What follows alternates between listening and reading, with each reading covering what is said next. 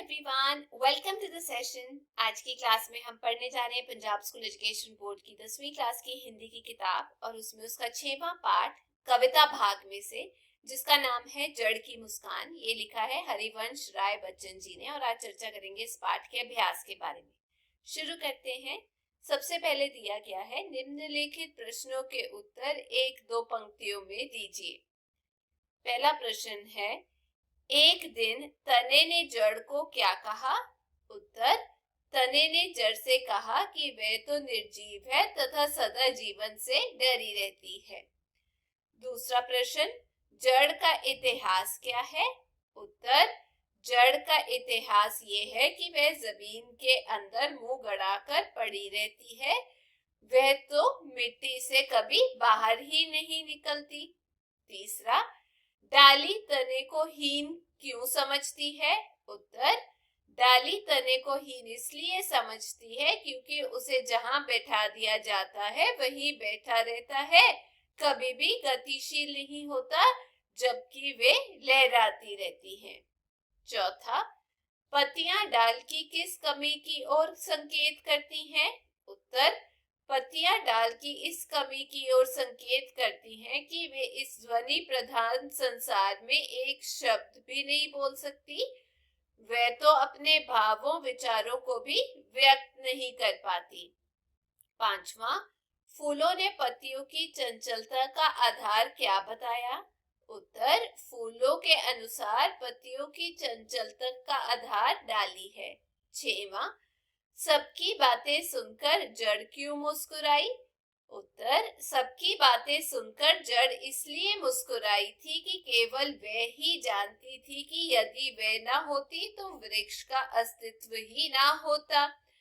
न तना, न शाखाएं, न पत्ते और न ही फूल होते। जड़ ही उन सब का पोषण करती है, उन सभी का अस्तित्व उसी के कारण ही होता है। आगे, निम्नलिखित पद्यांशों की सप्रसंग व्याख्या करें। पहला, एक दिन तने ने भी कहा था, जड़ जड़ तो जड़ ही है, जीवन से सदा डरी रही है और यही है उसका सारा इतिहास कि जमीन से मुंह गड़ाए पड़ी रही है। अब इसमें कवि लिखता है कि एक दिन तने ने जड़ के संबंध में कहा कि जड़ तो बिल्कुल जड़ अर्थात निर्जीव है, वह सदा जीवन से भयभीत रहती है, उसका सारा इतिहास यही है कि वह सदा जमीन में ही मुंह गड़ाकर पड़ी रहती है, वह संसार से मुंह छिपाकर जमीन के अंदर छिपी रहती है, किंतु तना स्वयं को जमीन से ऊपर उठाकर बढ़ता हुआ बताता है। वह मजबूत बना हुआ है इसलिए तना कहलाता है, वह तना हुआ अर्थात अकड़ा हुआ घमंडी है। दूसरा, एक दिन फूलों ने भी कहा था, पत्तियों ने क्या किया? संख्या के बल पर बस डालों को छाप लिया, डालों के बल पर ही चल चपल रही हैं, हवाओं के बल पर ही मचल रही हैं, लेकिन हम अपने से खुले खिले फूले हैं, रंग लिए, रस लिए, पराग लिए, हमारी यश गंध दूर दूर फैली है, भ्रमरों ने आकर हमारे गुण गाए हैं, हम पर बोराए हैं। डालियों की बातें सुनकर एक दिन पत्तियों ने भी कहा कि डाल में भी भला कोई विशेषता है। हम मानती हैं कि वे झूलती हैं, झुकती हैं, हिलती हैं, परंतु इस आवाज वाली दुनिया में क्या कभी उन्होंने एक शब्द भी बोला है? अर्थात वे बिल्कुल नहीं बोलती हैं। इसके विपरीत पत्तियां कहती हैं कि वे सदा हर हर का शब्द बोलती रहती हैं। उनके आपस में टकराने से वातावरण उनकी खड़खड़ाहट की आवाज से भर जाता है। हर वर्ष वे नया स्वरूप प्राप्त कर लेती हैं और पतझड़ में झड़ जाती हैं। वसंत के आने पर वे फिर निकल आती हैं और डालियों पर छा जाती हैं। वे थके हुए मन वाले पथिकों की परेशानियों तथा गर्मी को दूर कर उन्हें शांति प्रदान करती हैं। पथिकों मतलब जो लोग इधर उधर जाते हैं, जो वासी होते हैं या आप कह सकते हैं जो चलते फिरते लोग हैं, यात्री। आगे है भाषा बोध। पहले दिया गया है निम्नलिखित प्रश्नों के विपरीत शब्द लिखें। मैंने यहाँ जीवन का मृत्यु, जड़ का चेतन, मजबूत का कमजोर, ऊपर का नीचे, वैसे ही निम्नलिखित शब्दों के विशेषण शब्द बनाएं।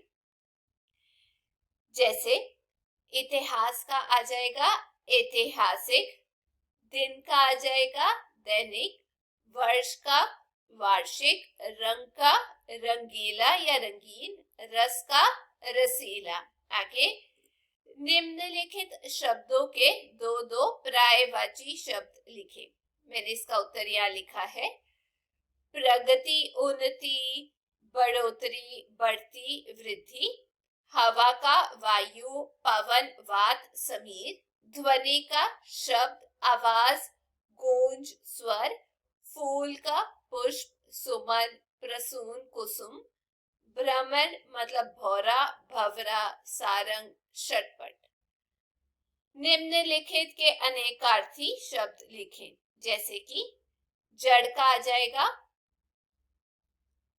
मूर्ख, स्थिर वनस्पतियों की जड़ आधार। तने का आ जाएगा अकड़ा हुआ, पेड़ पौधों का जड़ से जुड़ा हिस्सा या कसा हुआ। डाल का शाखा, डालना उड़ेलना। डोली का कापी, मिट्टी का छोटा बर्तन। विवाह के पश्चात लड़की का ससुराल गमन हेतु पालकी और शिविका। बोली का मतलब वचन, भाषा, बोलचाल, नीलाम की आवाज, व्यंगित और कटाक्ष। आगे इंपॉर्टेंट क्वेश्चंस एंड आंसर्स है। पहले प्रश्न जो यहाँ पे दिया गया है, प्रगति करने पर लोग क्या भूल जाते हैं? उत्तर, प्रगति करने पर लोग अक्सर अपने मूलभूत आधार को भूल जाते हैं तथा अपने जीवन की सारी प्रगति का श्रेय स्वयं को देते हैं, जबकि उनकी प्रगति के पीछे उन सब का हाथ होता है जिनके कारण वास्तव में उनकी प्रगति हुई। दूसरा, भवन मजबूत कब होता है? उत्तर, भवन तब मजबूत होता है जब उसकी नींव मजबूत होती है। तीसरा, तना किसके कारण मजबूत बना है? उत्तर, तना जड़ के कारण मजबूत बना है। चौथा, डालियां कहां से फूटती हैं? उत्तर, डालियां तने से फूटती हैं। पांचवा, पत्तियां स्वर कैसे उत्पन्न करती हैं? उत्तर, पत्तियां हर हर स्वर करती हैं जो उनकी आपसी रगड़ से उत्पन्न होता है। छेवा, फूलों पर कौन बोराई है? उत्तर, फूलों पर भंवरे बोराई है। सातवां, तने को अपने आप पर क्या घमंड था? उत्तर, तने को अपने आप पर यह घमंड था कि वह अपने साहस और शक्ति के कारण बढ़ सका, वह अपने बलबूते पर जमीन से ऊपर उठ सका, मिट्टी की गहराइयों से वह स्वयं बाहर निकला, उसने स्वयं अपनी शक्ति के कारण अपना विकास किया, वह जड़ की अपेक्षा अधिक सक्षम था। आठवां, फूलों ने अभिमान से भरकर क्या कहा था? उत्तर, फूलों ने अभिमान से भरकर कहा था कि उनके विकास में पत्तियों का कोई योगदान नहीं था, वे तो स्वयं खुले थे, फले थे और फूले थे, उन्होंने स्वयं ही रंग रस पाया था, उनके यश को भंवरों ने गाया था और उनकी सुगंध दूर दूर तक फैली थी। आगे एक पंक्ति में उत्तरात्मक प्रश्न। पहला, जड़ को जड़ किसने कहा? जड़ को जड़ तने ने कहा। दूसरा प्रश्न, प्रगतिशील जगती में कौन तिल भर भी नहीं डोला? उत्तर, प्रगतिशील जगती में तना तिल भर भी नहीं डोला। तीसरा, थके हुए पथिकों के मन का श्राप ताप कौन हरती है? उत्तर, पत्तियां थके हुए पथिकों यानी यात्रियों के मन का श्राप ताप हरती हैं। भ्रमरों ने किनके गुण गाए हैं? उत्तर, भ्रमरों ने फूलों के गुण गाए हैं। आगे है बहुविकल्पिक प्रश्न उत्तर। पहला प्रश्न दिया गया है यहाँ पर, फूलों के गुण किसने गाए हैं? भ्रमर कोयल, मोर या पपीहा? इसका उत्तर है भ्रमर। दूसरा, हर वर्ष नूतन कौन होती है? जड़, डाल, पत्ती या गंध? उत्तर है पत्ती। पत्ती। तीसरा, जीवन से सदा कौन डर रही? जड़, डाल, पत्ती या गंध?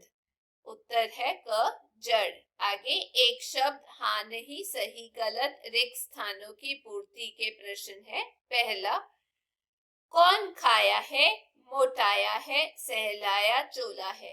एक शब्द में उत्तर दे, तना।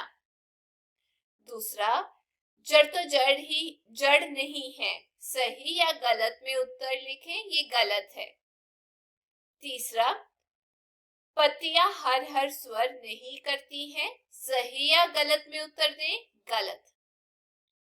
चौथा, सबकी सुनकर भी जड़ नहीं मुस्कुराई, हाँ या नहीं में उत्तर दें, उत्तर है नहीं। पांचवा प्रश्न है, दाल तने से फूटती है, हाँ या नहीं? हाँ। छठवां प्रश्न, लेकिन मैं जमीन से ऊपर उठा। सातवां, मरमर स्वर भरती है, मरम भरा। आठवां, हमारी दूर दूर फैली है, इसका उत्तर है यशगत। तो ये थे इस पाठ के प्रश्न उत्तर। मैं उम्मीद करती हूँ आप सबको समझ आ गया होगा। यदि आपको वीडियो भी अच्छी लगी तो चैनल को लाइक शेयर सब्सक्राइब जरूर करना। हम फिर मिलेंगे। Till then take care, bye bye.